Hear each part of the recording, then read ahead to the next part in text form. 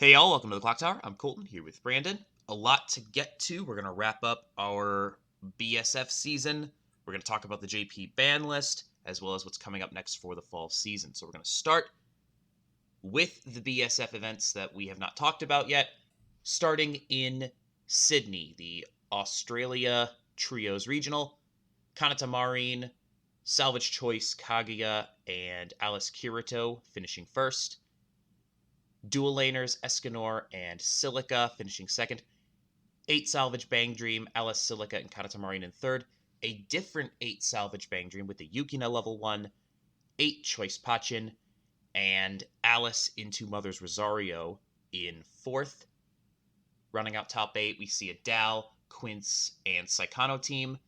Bang Dream, Stock Soul, 2 Soul with another Kaguya and another Silica. Then Kirito, Danmachi, Escanor, and another Mother's Rosario, Escanor, and Kanata Marine. This is kind of what we expect out of Australia, right? A lot of good players there. It's not a huge regional, but it's a dense regional in terms of talent and good decks. I don't think there's anything that's super surprising here. Maybe a little bit the Bang Dream 8 Salvage on the Yukina level 1. You don't see that a whole lot, but it's, pretty by the book as far as top 8's concerned here, I think. Yeah, I think it's pretty standard. There's a lot of lists we've seen already this season, as well as just some more interesting decks coming through. I think the most interesting one is the Saikano list, making top 8 again here in Australia. Saikano is definitely still trying to maintain its relevance, for sure.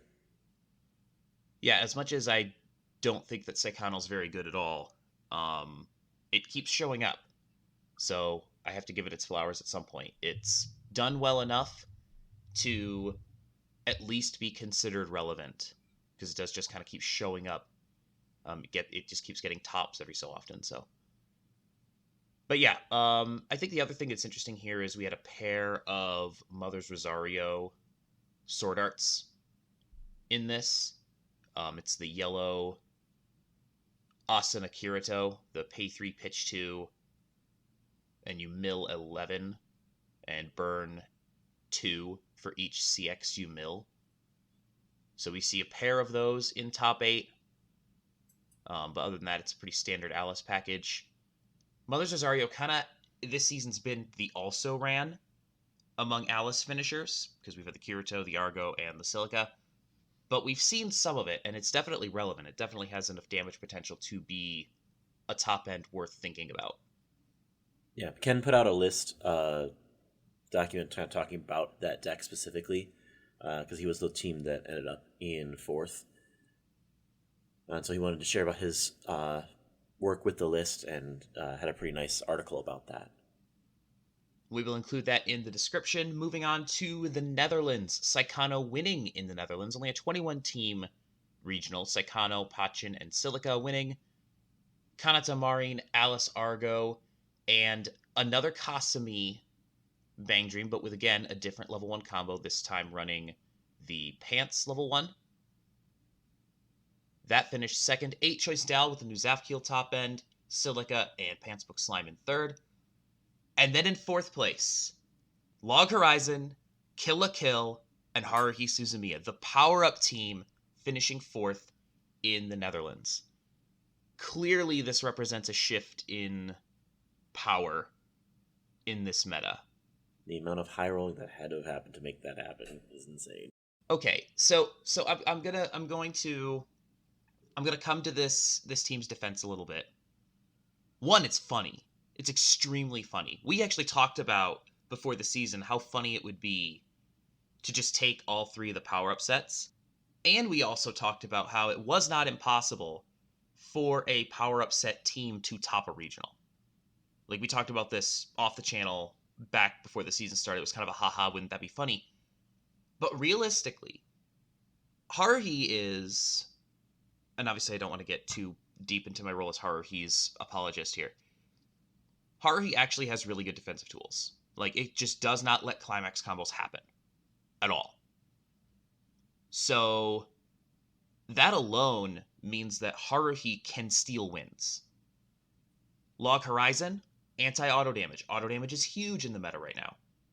Auto damage is primarily how people close games, and there's no real way around it. If once Shiro's in the back row, especially if you double and both of them can't be bounced, like if you can't clear both of those Shiros, you just don't get to play at level 3. Neither of these games have amazing mid games. I think Haruhi's is a little bit better, especially into a 1k1 kind of matchup. Like into Alice, all of this is just terrible. But if you can dodge Alice and you play into, mostly 1k1 kind of stuff where you can trade board, you can win at the end of the game because you just don't let them do damage. I have nothing about Kill a Kill though. I have no idea how Kill a Kill. I don't know how Kill a Kill wins games, I'm gonna be honest. So I'm impressed to see Kill a Kill here as well. But yeah, I think that there's some pieces in the power up set that make them playable. They're not good, but they're playable, and they're sets that can cheese out wins. So I'm not like stunned to see in a smaller regional the power up team taking a top 8. A little surprised to see them in top 4. Not gonna lie, a little surprised to see them in top 4. But overall, extremely impressive, and it made me very happy to see that. As someone who was very happy when the power up sets got announced, it's very cool to see them like do something in a competitive space. Rounding out the rest of top 8, Quince 8 Standby, Pantsbook Slime, Silica, Grisaya getting its first top of the season on that Salvage Pants list that is kind of the expected list for Grisaya, the anti-heal tech in there as well. Rushia, and another one of the Kasumi top end with the pants level 1. Escanor, 8 Standby Dal, Okay Yukina to Marine Hololive, and then 8 Salvage Bang Dream, the Kasumi 8 Salvage, a Silica, and another Kaguya list, Salvage Pants with the bar, playing the bar top end on the Miko Pay 1 Pitch 1 Deal 2. So the Kaguya list is a little bit different. It runs a different top end, and it's running just 1 copy of that bar, but it's running the Pants level 1 and 4 copies of the Salvage at level 0. So it's running the back row Kaguya package into the level 1 into the level 3. So interesting approach to Kaguya. Clearly it worked well enough because it's here in top 8. 21 team regional. And again, we're getting into the end of the season here. A lot of these regionals are very small. You're going to see some weird stuff, like, for example, the power up set. I don't think a whole lot of people think that Grisaya is exactly a super powerful set. But we talked about this before. Smaller regionals give, maybe some weaker stuff a chance to shine. So overall, nothing super crazy here other than the power up set, I don't think. Yeah, the power up set is just sometimes a little mind-blowing to see that on this list still. I recognize there were a bunch of good players on that team that wanted to bring those and then did, and they managed to pilot it all the way up. They were very much that team that everyone was rooting for the entire way. So moving on to London. Silica, Escanor, 8 Standby Quince taking the win. Bang Dream, Korone, Marine, and Silica in second. Duelaners Pachin, 8 Standby Quince, and Argo in third. 8 Bar Bang Dream, the Salvage Choice Fate with the Excalibur top end, and AOT 8 Salvage in fourth. First time we've seen the Excalibur top end, which is the assign, cancel, burn 3 twice to something. First time we've seen that in top 8 this season. Usually people are playing the Icy Tail. Frankly, I think this is the better top end of the two. You're more likely to actually guarantee some damage in at least one lane, hopefully 2, because you're trying to double this. So the Icy Tail, the numbers bear it out. The Icy Tail on its own is just not good enough to close a lot of the time. But I think this has a higher ceiling, so I like this quite a bit. It also does run the Musashi.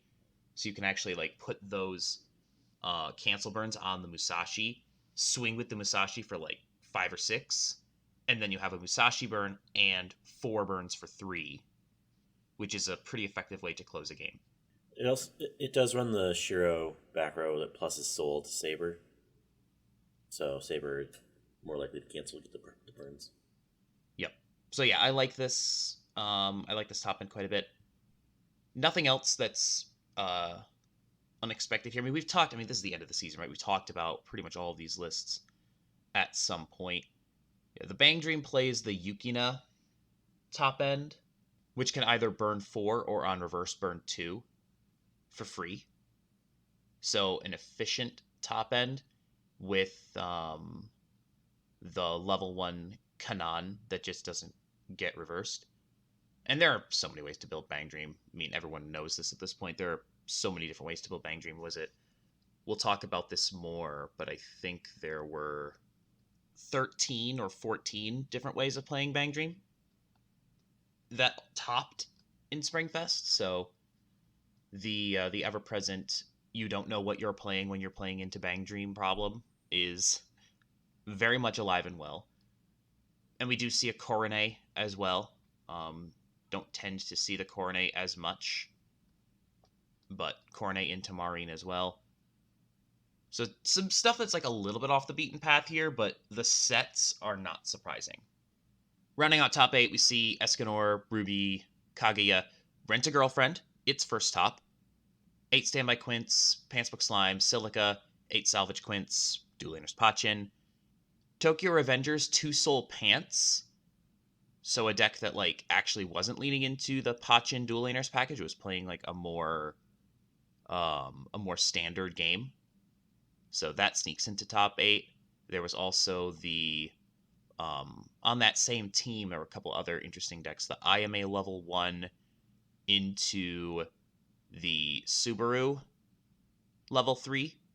It played 4 copies of the anti-backup hexproof and 2 copies of the anti-auto anti-reverse counter. So leaning very heavily into events. Interesting list. And then there was a Magi Record, of all things, getting its first top of the season here as well. Just a Soul Rush deck, playing 2 souls, trying to push damage. And then finally, Singapore, 13 teams. Adventure Time, winning for the first time this season alongside Kaguya and 8 Standby Quints. Kanata Marin, 8 Salvage Quints, and Asuna Yuna Sword Art. So the Neg Soul Yuna from the level 1 Asuna on Choice. Choice Pants Pachin, Alice Argo, Pants Salvage Fate, Grisaya again, alongside 8 Bar Dragon Maid and Miko Sora. And then in the bottom half of top 8, 3 different card captors, all different. One's 8 Salvage, one's Stock Soul Salvage, the other being Wind Bar. Another Adventure Time in here. There's a Kanata Coco in here. There's a Luna Kanata, a Bang Dream Trial deck, and an SDS deck on the Book Pants package. So, 13 team regional, right? Like, top 8 is what it is in a 13 team event. So you're going to see some weirder stuff just by virtue of it being a small event. But yeah, that's the season. That's everything. Are you ready to get into some data, Brandon? Yeah. Let's do it. All right. So we've organized this by deck, leading the way with 48 total tops over the course of the season. 8 Standby Quints, followed by Kanata Marin with 35. Escanor had 34, and Alice Silica had 32. So we're on this chart dividing everything a little bit more fine. Like the Alice deck in particular is going to be split up by its various top ends. If you put all the Alices together, you get, I believe, 46 total Alices. 47, I believe, actually. 47 total Alices. So Alice would be right up there with 8 Standby, having not been in the format for the first third of Springfest. So clearly, we have a winner here, right? Like, Alice is definitely the best deck in the format right now. I don't think anyone is going to disagree with that. Just in terms of volume and in terms of how well it has done. Yeah. 8 standby Quints. So in Rumble, we saw that 8 standby had a really hard time with Alice.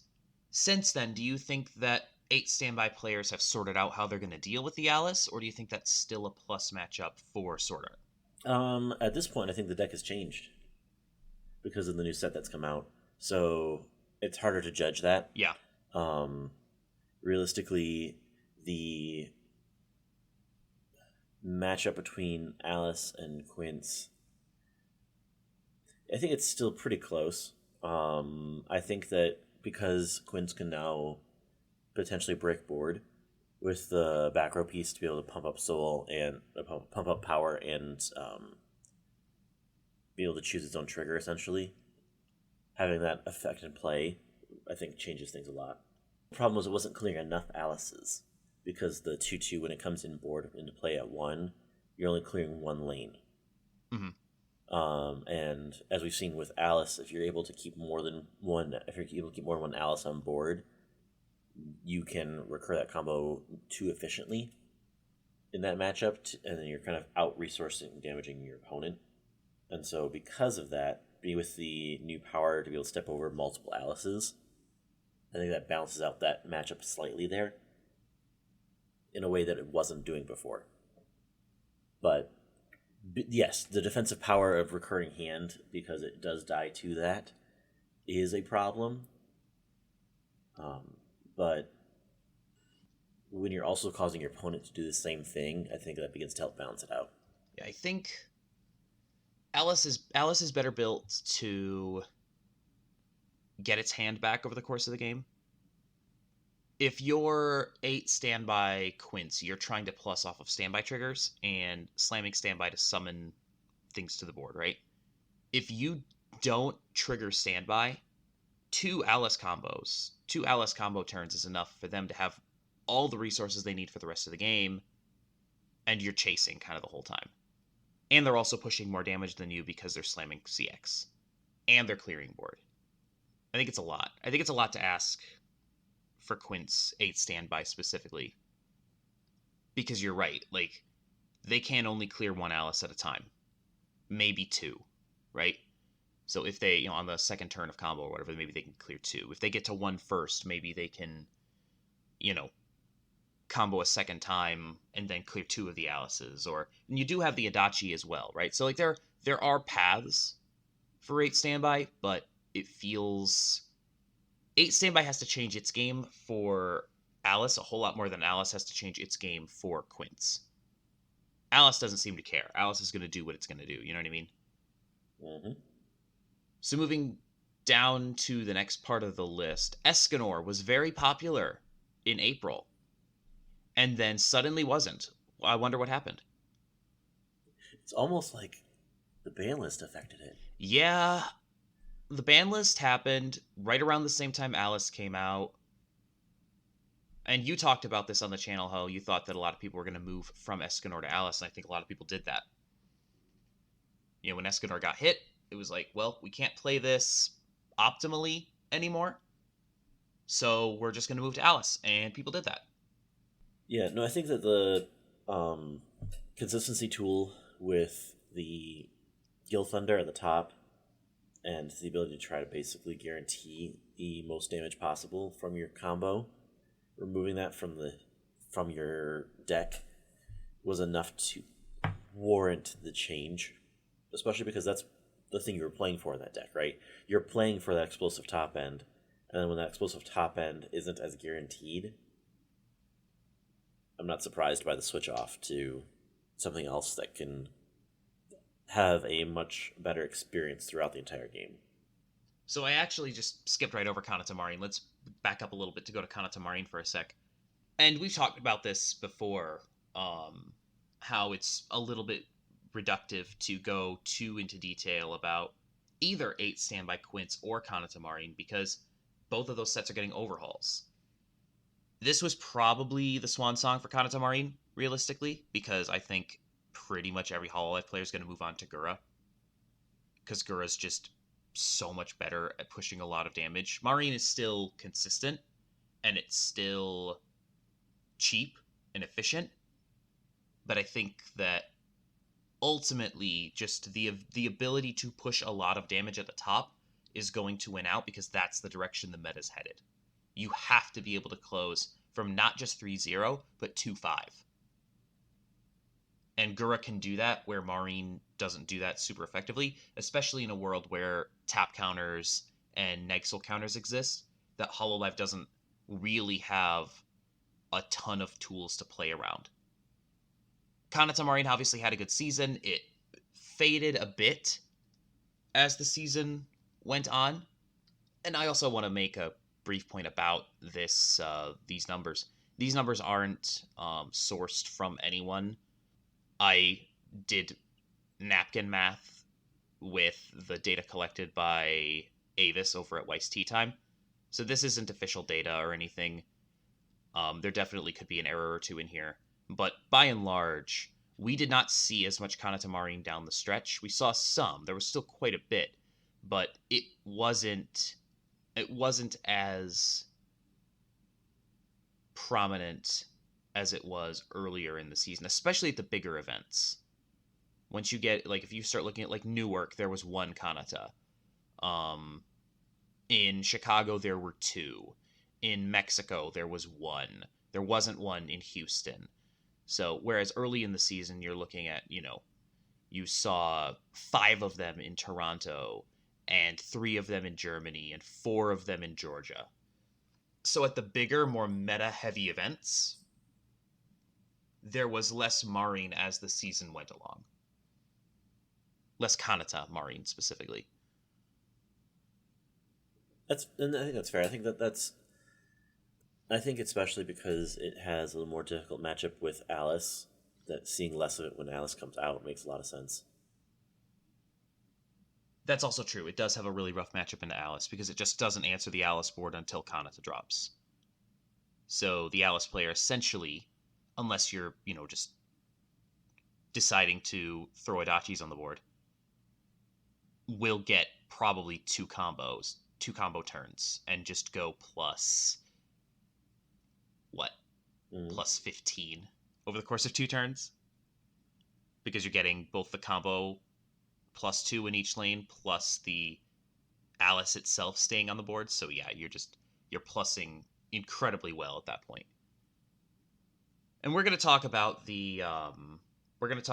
what the fall meta looks like and what changes are going to be made to these lists in a future video. So we will be talking about that, but we're not going to focus on the fall very much here.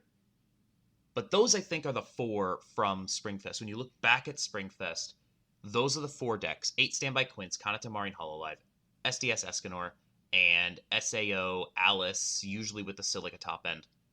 Those are the 4 that were meta-defining. Those were the 4 that you needed to be ready for if you were going to play into this meta, which I don't think is a surprise to anybody, right? These are the decks that, coming into the season, we knew it was 8 Standby, we knew it was Kanata Marine, right? We knew those were the 2. Escanor did pretty well at Worlds, and we expected that was going to play a big role, and it did pretty much until it got hit. And then Alice, everyone knew was going to be good on release. So no surprises here. Real quick, want to look at kind of this next tier down on the list. There are some things here that I think are pretty surprising to me. One of the things that isn't surprising is that dual laners generically did well. 17 dual laners lists, 9 of which had the Pachin, 8 of which didn't. I don't think that Tokyo Revengers, I don't think this deck has a massive future in the fall because of the stuff that's coming out, but definitely an off-meta thing that became a meta thing. A weird deck for sure, but it proved itself for sure. Like, it was something you had to be aware of in the meta, something you had to know how to deal with in case you ran into it. Yeah. Pantsbook Slime. Slime, it felt like either did really well or it completely fell apart. It was very hit or miss for Slime this season. I think I anticipated it was going to have a better season than it did. This is one of the surprises for me. But you, Slime player, talk to me. What happened with Slime this season? Is it just outmoded? So um, with the number of decks that can push a lot of damage, especially in small instances, I think it kind of being able to burn through compression, especially with what Slime's trying to do, I I am not surprised by the smaller number of things here. Slime can do well, and Slime can pop off, and Slime can compress pretty well in ways that are very difficult to deal with for most decks. There are some decks that have specific answers, and that makes it difficult to pilot. Some of them have specific answers, also just kind of there in the decks. Like, for example, Sword Art having the ability to just say, "Hey, you're limited to the number of memory you have," just on command because of some of the cards they run for their effects. Similar with Tokyo Revengers as well. So Slime can't go too hard into that avenue of compression. Having the ability to effectively shuffle back into your opponent's deck with SAO specifically with the Silica build is a challenge as well for that Slime player, because even if you're trying to build that compression very effectively, decompression tools will still decompress your deck. So when your deck's game plan is to survive, it's a lot harder to with the amount of explosive finishers in the game. Yeah, and I think specifically all of the burn ones that we're seeing now. Like there's a lot of stuff that burns for one or burns for larger numbers of smaller instances. And I think that in particular can hurt Slime quite a bit. Another deck that honestly surprised me a bit is Don Machi.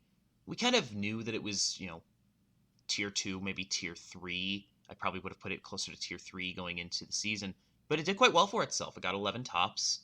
It did well in Rumble as well, showed up in top 8 at Rumble. It's, generic 8 plussing triggers mill deck is still good. Like deck that runs through a lot of cards and has really good fixing.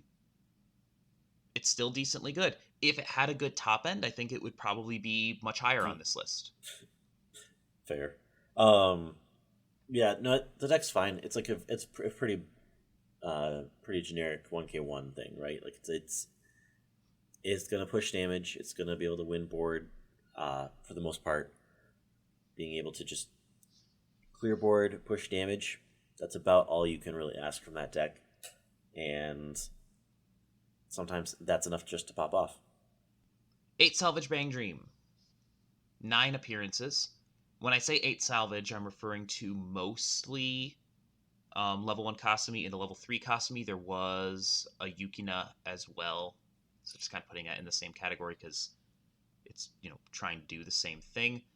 The Kasumi top end at large was kind of expected to be the best here in Springfest for Bang Dream.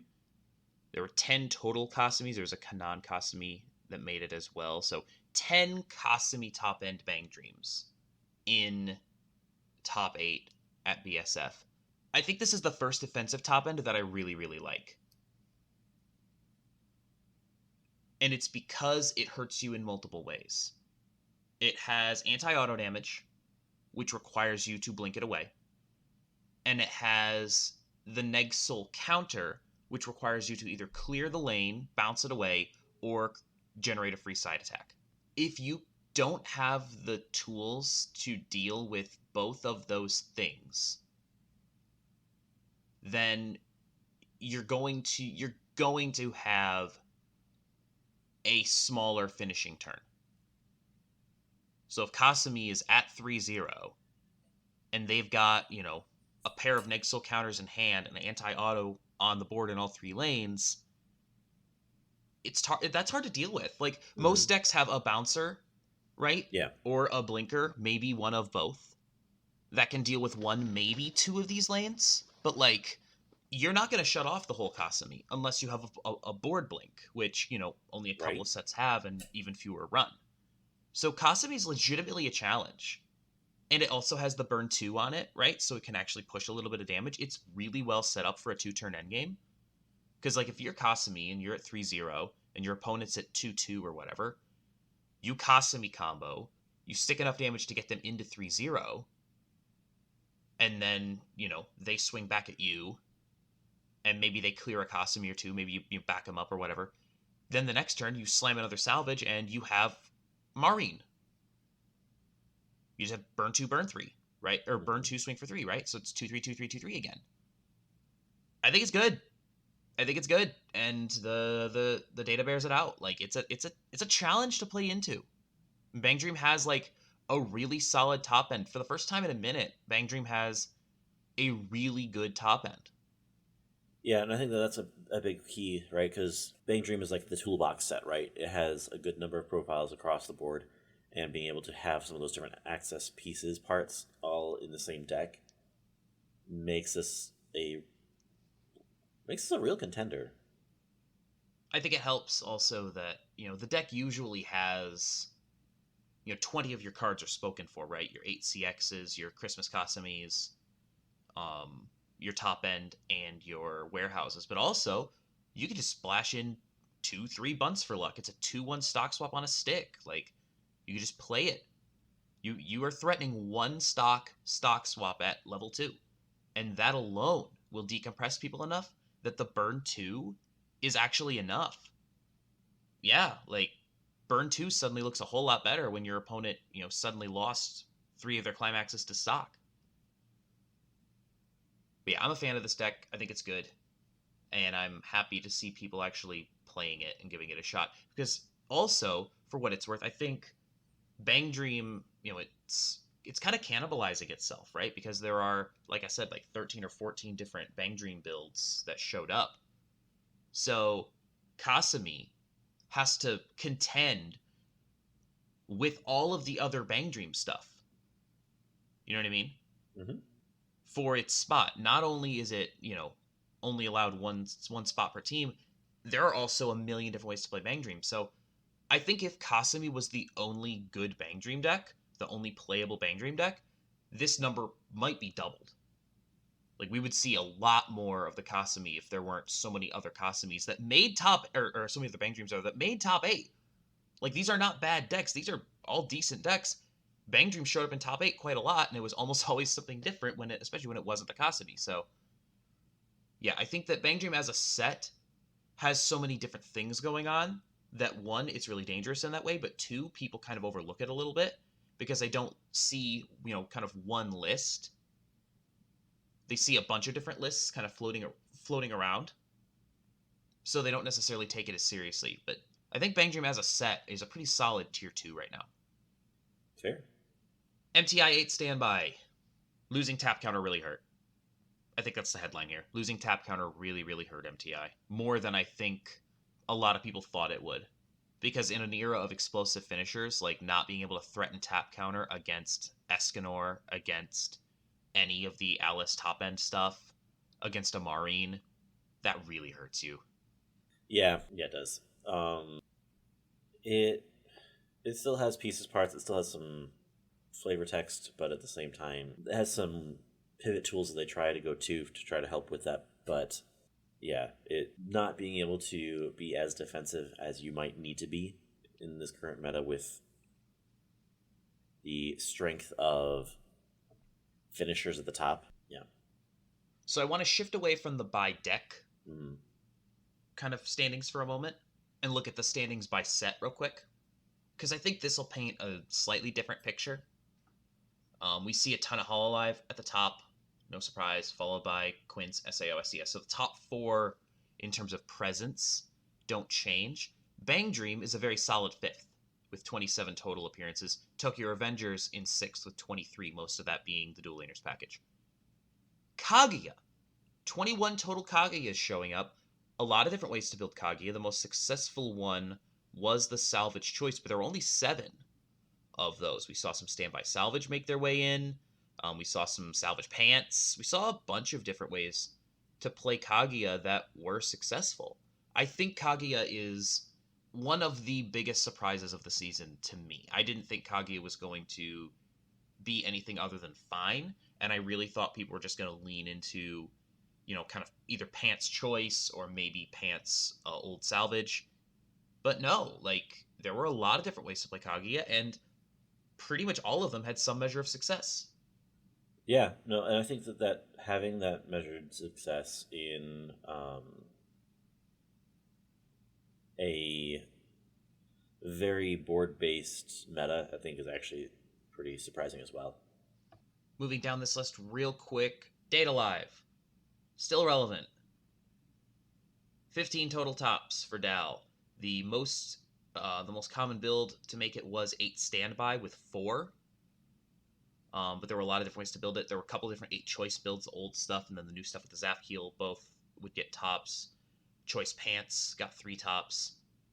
So Data Live still exists and is still relevant and will probably get more support in the future.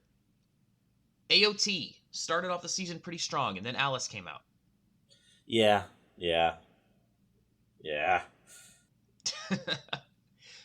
It did. I will say this for AOT. It did get 3 tops in New Jersey, so it had a resurgence in Jersey for a brief moment because, at the start of the season, there were 5 of these tops. 5 of AOT's 12 tops happened in the first event of the season in Toronto, and then it just didn't show up at all after that. Like it was occasionally a single AOT would show up, and then 3 of them all salvage choice in New Jersey top 8, and then it just kind of went dormant again. Like it's hard to be excited about AOT right now. It had a ton of play. People played AOT. The issue was not that people didn't bring AOT. The issue was that the deck didn't perform well. Like it's an extremely popular set, and it just didn't do well. Not relative to its representation, anyway. Yeah. Kind of on the flip side of that, a set that I think did very well, considering that almost no one played it, was Dragon Maid. There were 6 total tops for Dragon Maid, 4 on the 8 bar, 2 on bar choice. I mean, I've talked about Dragon Maid at length. I'm not going to go into more on that here. But the deck did well, considering basically nobody played it. Like, you didn't run into Dragon Maid in Swiss. It was not present. I played into 1 Dragon Maid the entire season at major events. Like, you just never saw it. I think Dragon Maid is kind of the cutoff, though. Everything below that, I think, struggles for relevance, except maybe Saikano. Just because, Saikano proved that in the right hands, it can do something as well. Fate's kind of the Mendoza line, I think, for relevance, and it's sitting there with 4 total tops, and Saikano is there with 4 as well. Everything below that, I think we can pretty safely say is more or less irrelevant. I think we could finally kind of put Adventure Time and Ruby to bed, kind of for good. They just don't have the tools to hang in the current meta. So, and you're going to see some random stuff further down in the list, so we're not going to go further down than that, but Cardcaptor Sakura has 3 tops because it got 3 tops in the 13-team Singapore regional, right? Like, it leapfrogged. It was not present at all, and then it just leapfrogged, 15 other sets with 3 tops in this 13-team event in Singapore, right? So now we're getting into the stuff that topped once or twice at small events, and it's not worth, digging into detail on that. Any final thoughts on this before we move on? No, I think that we have pretty exhaustively covered this. All right, so let's move on and talk about what is happening next. And that starts with the JP ban list. And why are we talking about JP? This is an English channel. Well, a lot of stuff got hit that's probably going to get hit in English. And typically, what ends up happening is English ban list folks copy a lot of what happens in the JP ban list. So changes to the JP ban list. There are a lot of them. Let's go over them, the ones that matter in English specifically. In JP, Tap counter is unrestricted now in Mushoku Tensei. The choose one of two is off. Those are completely unrestricted. In Dao, the back rope with the defensive scry, that's unrestricted. The Chika is unrestricted. Saikano was already unrestricted in English, so the lack of restriction doesn't matter there. So those are all unrestricted, which all of which would make those immediately better in English. Like those are, Kaguya kind of on that second tier right now. MTI really on the outside looking in terms of like top tier. Like it's still good, but it's not at the level it was in large part because that tap counter's gone. Both of those I think would immediately matter. I don't think the Dal unrestriction would matter too much at this point. But most importantly, let's look at what got hit. Overlord, which is not out in English yet, but will be soon, got a choose one of 4 for a ton of the stuff in its package, including its tap counter, its level 1 combo, and the Overlord Eins itself. So you're playing the Eins in that list in JP. You essentially lose the Shaltir combo and you lose your tap counter. Sword Art, the level 1 Brainstormer that summons the Alice, banned completely. And the Shuffleback and the Lifa are both on now the choose one of 4 restriction. That's with a couple other pieces that are only in JP. That's massive. Like, if that happens in English, Alice is completely dead. Because the whole thing with Alice is that you can break out the level 2 Alice at level 1. If you can't, then it doesn't matter. Yeah, like it being able to remove Alice effectively from level 1 basically takes that off of the list, right? Yeah, like you are not playing Alice anymore if that restriction happens in English.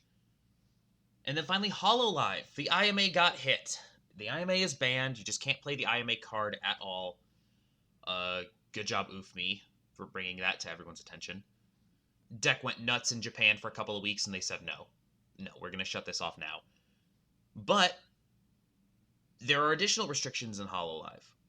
Kanata, Gura, and the Ame accelerate that gains stock. The Gura and the Ame being 2 cards from the new Hololive, and the Kanata being the one from the previous set that's currently very prevalent. Those have all been added to the choose one of 5 with the Sora and the Sora Brainstormer. So that's particularly important because now Gura can't use the Kanata engine in JP to generate advantage. It can't use the Ame engine to generate advantage. Can't create resources with either of those things. So the Gura now kind of has to stand on its own 2 feet, either playing a normal level 1 combo or really trying to rip some standbys. None of these restrictions are happening in English yet. Not a single one. I think we can anticipate that the IMA will happen pretty much on release of Hololive. I don't think that they'll let that run rampant. That was an emergency ban, essentially, in JP. So I don't think they're going to let that happen in English. It wouldn't surprise me at all to see the Kaguya and MTI and DAL restrictions updated in English. Wouldn't surprise me at all. I would argue those all should happen, probably. In terms of restrictions, though, 2 of these sets aren't out yet. And one of them is the best deck in the meta. What's going to happen in English? Tell me, Brandon, what happens in English? We're going to be in the same same situation they were for a period of time, where we will be living in that same kind of meta. Regarding there will be a bunch of Hololive, there will be a bunch of Overlord for a little while. There'll be unless they hit SAO, which they could, but SAO only really came out about 2 months ago. So it's still really early to hit SAO 2 even. I think we're going to be in the exact same spot where we're going to see a lot of those restrictions all happen about the same time. I agree. I think the interesting question is whether or not this will happen before Worlds. It's not going to happen before the fall season. This stuff is coming out as the fall season starts. They're not going to restrict the stuff out of the box. They could restrict it going into Worlds. We saw them do a pre-Worlds ban list last year. it would be something if going into Worlds, they handed Overlord, Hololive, and Sword Art all these restrictions. Just changed the meta completely going into Worlds. Yeah, it's going to be interesting to see what they do. But that's clearly not off the table, right? Like, we saw them hit stuff before, so we'll see what they do. But that's what's going on in the JP side. Definitely worth keeping an eye on what that means for the English game as we enter the fall season. Let's get an update on the release schedule. So the newest one that's been added to the list is Arifuerta, coming out in November, November 17th. Yep, that one is the next addition to the list. Still waiting on dates for Chainsaw Man, Spy Family, and Licorice Recoil. Hey y'all, Editing Bay Colton here with an update. After we finished recording this episode, Bushiroad announced that Spy Family would drop on January 26th. The booster pack, the Meister set, and the trial deck, all on that date. First set announced for 2024. Back to previous Colton and Brandon. It will likely be Guilty Gear, because Guilty Gear was the only thing we have for it is it was supposed to end up being like winter of this year, and so that would probably be December. That would be my guess as well. Still, yeah. So Guilty Gear, we are technically waiting on the date, but we do know it's supposed to come out in the winter. Next thing coming out will be Review Starlight Relive on July 7th. Still a busy time for releases. We have a release every 2 weeks until Overlord comes out September 1st, and then we finally go back to like a once a month kind of release schedule as we get into the fall season. But Overlord and Hololive will both be legal for play for pretty much all of the fall season, depending on when events begin. The last year, the first event was in late August, so Hololive would be legal around that time, but Overlord wouldn't be out yet. So the season this year is going to be starting in September, so we'll see what they do end up doing with that. Speaking of that season, we have shop challenges on the calendar now.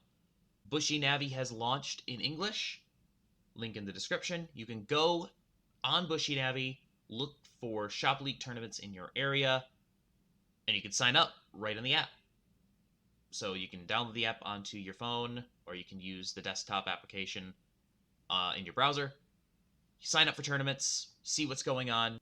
The majority of them seem to be happening starting in July into August. That seems to be when most of them are, which makes sense.